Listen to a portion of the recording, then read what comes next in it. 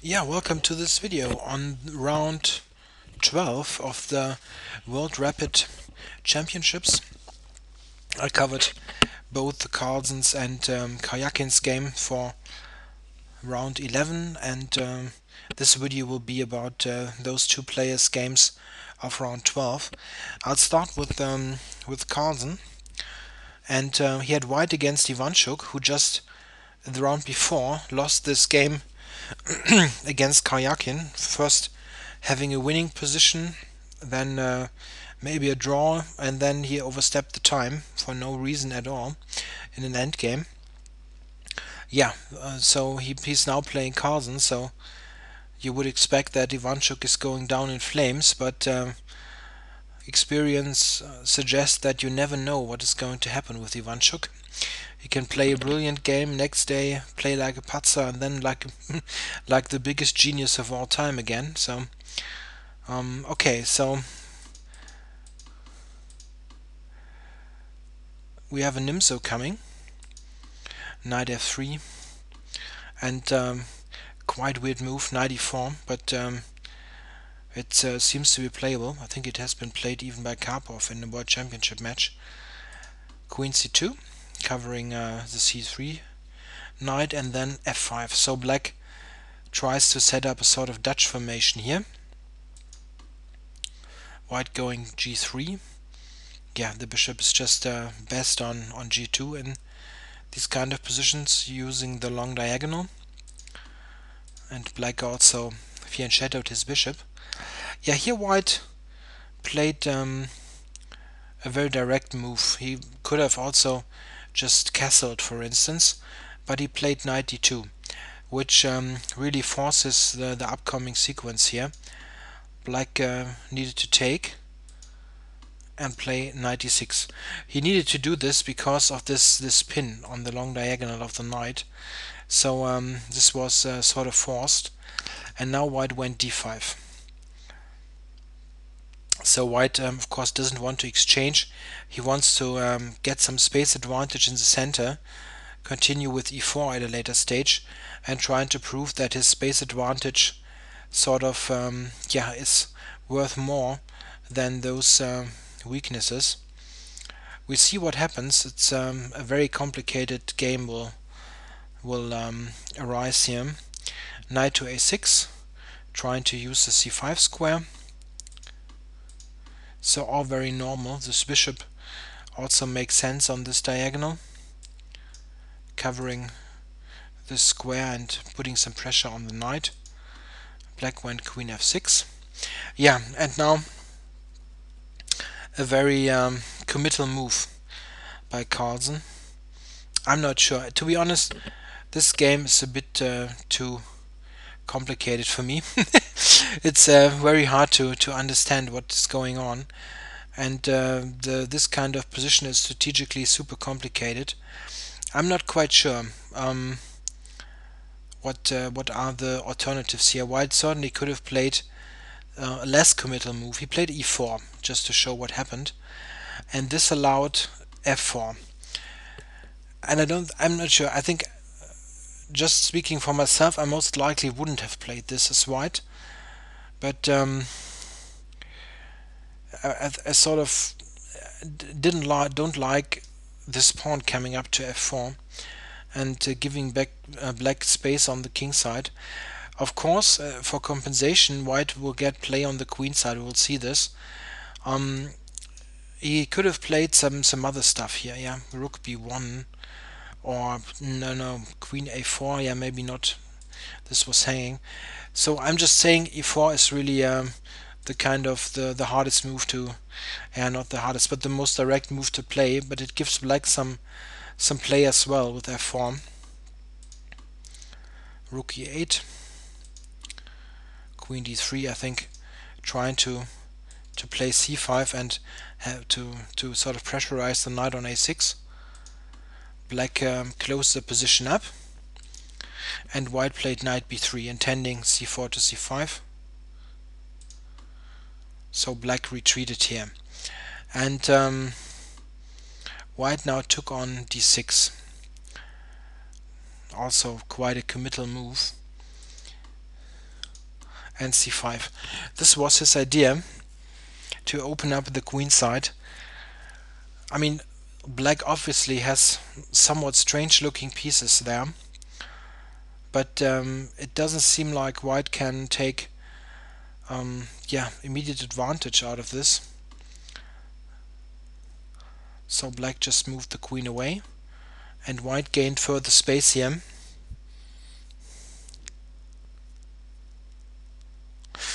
Yeah, very difficult position. Black went d6, and now white played c6, bishop c8. And this is really a weird position.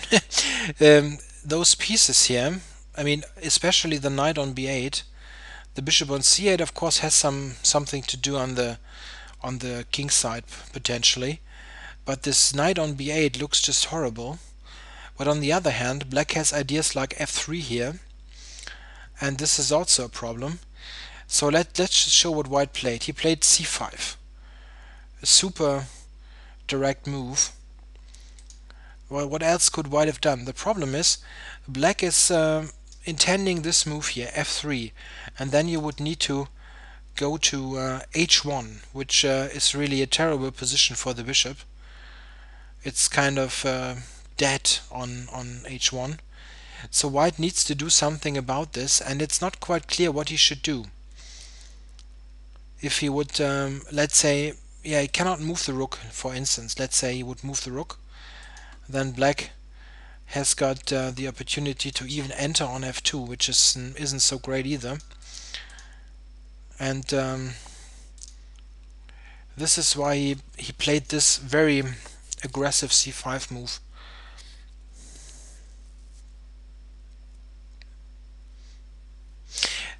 One idea of this move is if black plays, let's see what he played. Black played f3. One idea is to do the following. If black plays bishop a6 immediately in this position, white can move the queen. And if black then would take on f1, I just want to show this kind of position, this kind of stuff.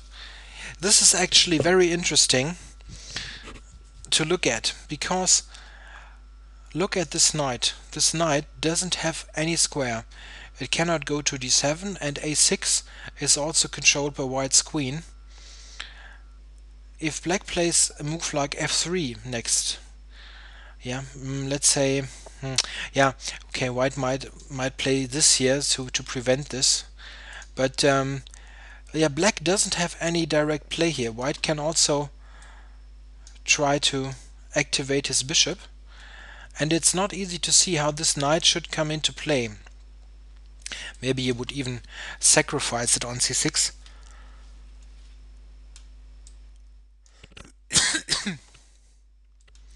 I'm sorry. And would even sacrifice it on c6. So quite an interesting position. What black did is he played f3 first. I'm sorry, I need to... I'm back. I'm sorry, I need to get me some water. I have a slight cold here.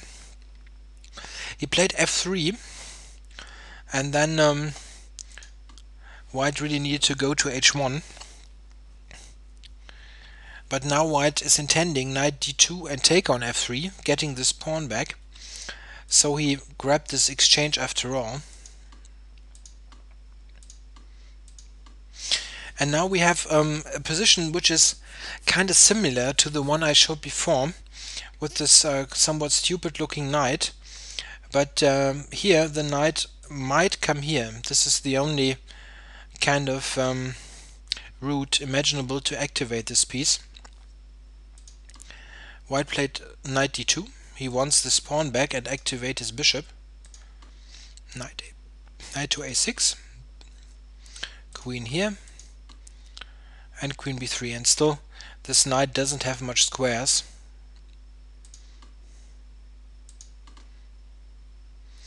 Yeah, queen g5. White was intending a3, so black is playing a counter attack on the knight. he captured, and this position is actually quite unclear. Black took the knight counter sacrifice, but let's have a look at alternatives. He could have played queen h5 also. Then a3 traps this knight. So yeah, black needs to get his material back.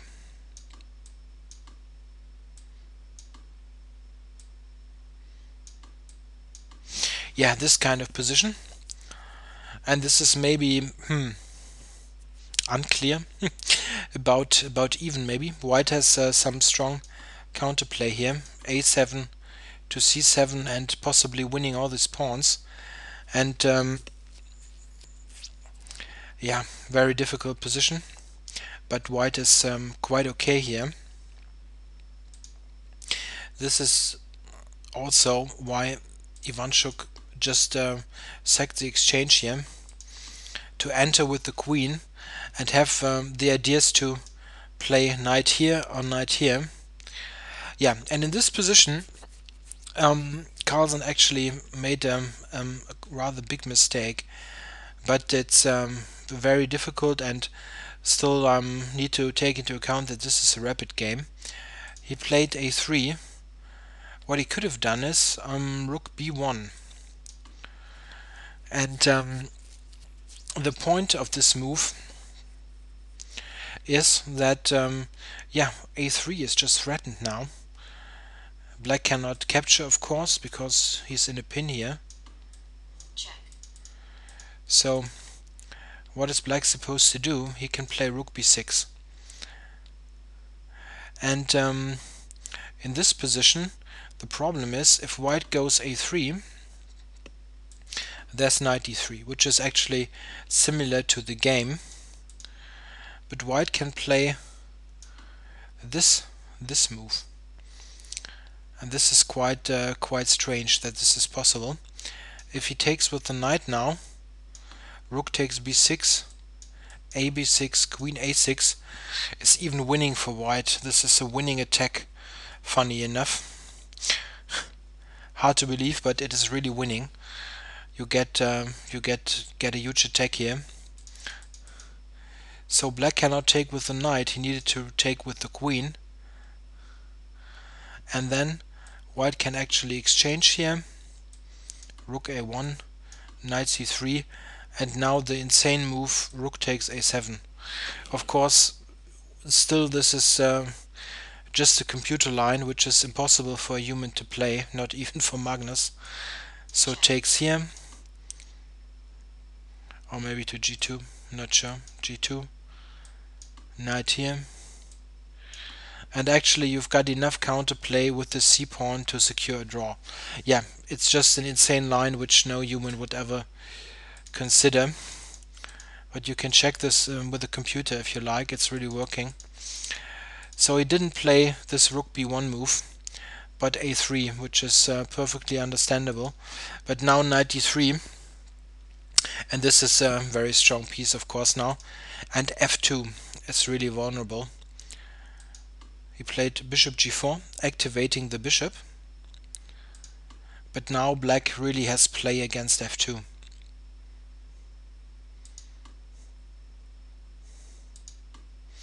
Yeah, black gives himself some extra space for the king so that he can escape here if white gives a check or tries to enter with the queen. Queen b5, c4. The idea is if white takes, you've got rook b8 to b2 and it's completely over. No defense at all. This is almost made now. So he cannot take. Played queen b7, and now black just retreated to cover those pawns. Queen e3 also would be winning, but this is enough. King g2, king g7, just playing it safe. Don't need to rush here as black. First of all, he secures his king, and now black starts the final counter-attack. Oh well, counter-attack is the wrong word. White doesn't have an attack. He tries with queen c7, but now queen e2 is just a killer move. What is white supposed to do? If he would move the rook somewhere, then you've got this coming. Check. Check. And it's a checkmate coming up. So very nice line. Oops. So queen e2 was the game, and now Magnus played queen e7. Check. Check. Queen f2 check, king h3, and now Check. the final blow here, knight f4. And this is actually now a mate white could take. He resigned, but this could have happened. Check. And now you see rook and queen setting up for the final attack here. Oh, this is even... What? I wanted to play this move. And this leads to a checkmate. Alright, so quite a surprise here. Carlsen losing with white against Ivanchuk after he played this terrible... Yeah, and it's not a terrible game that he played against Karjakin the round before. Ivanchuk did, but he just blundered his time, so to say. And right after this he beat Carlsen, so he played a huge role in the tournament standing, first gifting a whole point to Karjakin and then beating beating Carlsen here. Okay, so let's see what Karjakin did in the meantime. In this round he played Rajabov with black, so Rajabov certainly trying to gain some ground in the tournament. He didn't really do much good the first couple of rounds. And we have Scotch here, Scotch opening, and actually the Scotch Gambit, very rare guest in top level tournament practice, and for good reason. It really isn't such a great opening. Quite surprised that that Rajabov played this. Bishop c5, c3, and black played the safe move here, knight to f6, after which he captured on d4. So we transpose into the main line of the Italian game, and which is by all accounts pretty harmless for black. So he went rook c1. I'm not so sure about the theoretical state here. I mean, I play this as black even, but it's rather harmless opening, and I never really looked at it in much detail. The thing, if you look at this game here, white very quickly gets to a position where he is at best equal. It's a very strange choice by white. Just a couple of moves here, and you ask yourself, what is white's compensation for this pawn? Okay, black has this double pawns, but still it's a weakness on d4. He played bishop c4, and Karjakin just queen f6 to pile up on the d-pawn. White played bishop d5, rook d8, and now exchange. He basically tries to exchange all this down to a draw.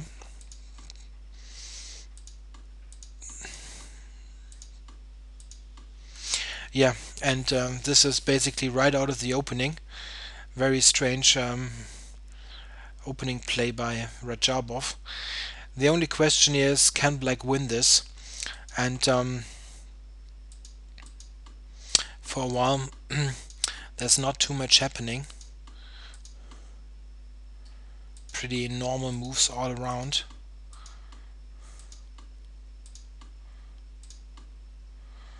Yeah, white tries to stay active. Black doesn't have a passed pawn yet, so it's still quite some hope for white. Now he couldn't avoid the queen trade though, and we enter a double rook endgame. But white is still quite active, so he should have some chances to hold, but it's difficult, certainly.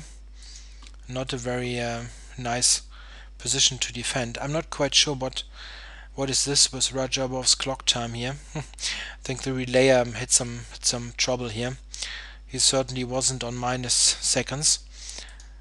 So Black managed to exchange the b for the a pawn, so he has a pass pawn now, but it still doesn't look too frightening. So White set up a blockade here. Black is of course still clearly better, but I just want to show one particular this move. I was really absolutely surprised that he played f4, which looks really yeah, weird. I mean, maybe I would need to look at this a bit longer to tell if this is maybe winning anyway for Black. But f4 really I don't understand, because you just weaken your own king side so much that I think it considerably helps Black to win this game. We see what's going on here. This is actually a very nice move. White played rook back now. If he would have taken here, check, then Black immediately would use these weaknesses here caused by f4. So White couldn't take the pawn and he needed to retreat, and now Black gets to exchange one rook, and he actually gets the rook behind his pass pawn. So this is a winning endgame now, and Karjakin is doing a good job in converting this.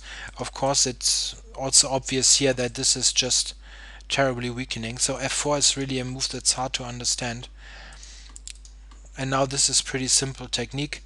White can maybe gain the a pawn, but Black has just everything nicely controlled and will just grab all those weak pawns. Yeah, and this is pretty easy with two extra pawns, and his king here cut off. So I don't think I need to show much here. So Black won, and all in all, quite strange game if you ask me. Very unambitious opening, leading directly to a worse endgame, and then he played this somewhat weird move f4. I mean, maybe it was close to lost anyway, but this really helped Black. So a pretty, in comparison, easy win for Karjakin, while Ivanchuk beat Carlsen. So now Magnus was only leading by half a point. So it might get interesting in the next round. So let's see. Should I start a new video? I think I should. I don't want to make these 1 hour things all in on and on again. So I cut it here and start with a separate video of round 13. So let's see more in round 13.